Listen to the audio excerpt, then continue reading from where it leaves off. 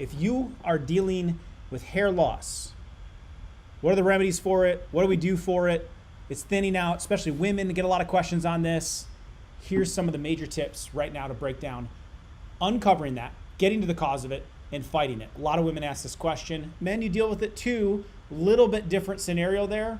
Gonna mostly speak to women, thinning hair, losing hair. Number one thing I would look at, if that is the scenario for you, I would get some proper blood work done.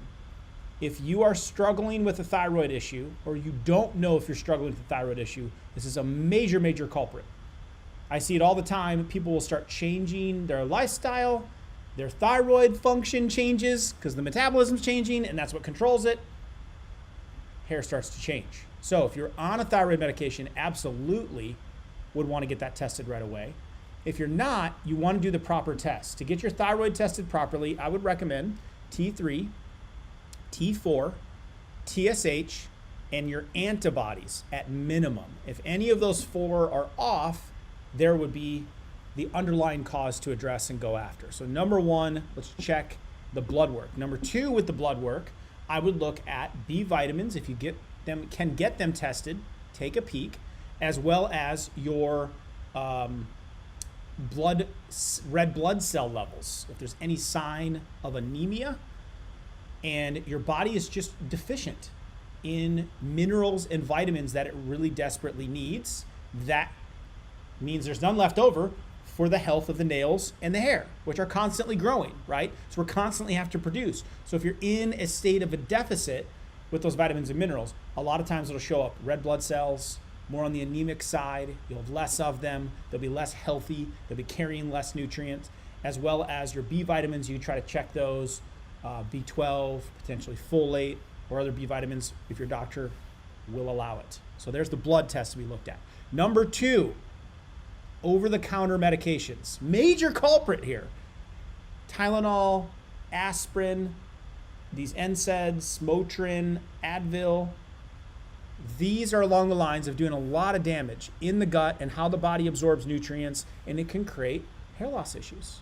Kind of a shocking thing, but there is a direct correlation with taking those and being messed with. So that's number two. So blood work's number one. Number two, take a look. If you are on over-the-counter medications, try to replace it with something simple like the omega turmeric supplement. Ours is a high concentrated dose of 750 milligrams of pure omega-3. If you take 1,500, simply double it, you'll get the pain relief that you get with an aspirin. So that was an area to look at.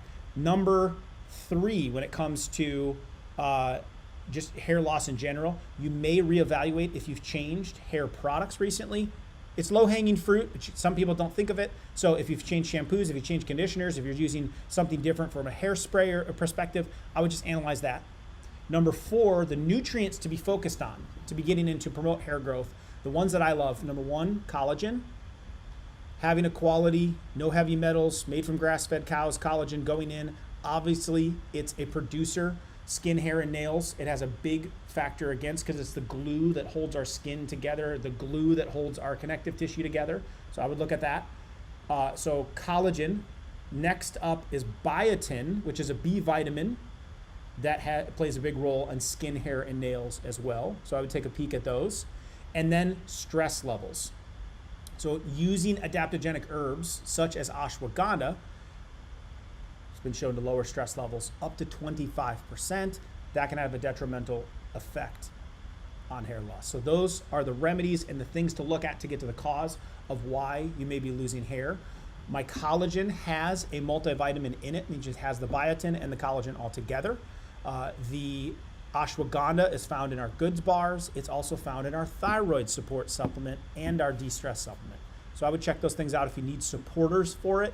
But there has to be an underlying cause. If something's gotten out of balance with your lifestyle, the blood work may show what is going on, but just take an overall look of what am I putting on my skin, what's going into my body, what's on my plate, how's my weight. And so that can alter a lot of the changes that happen with hair loss.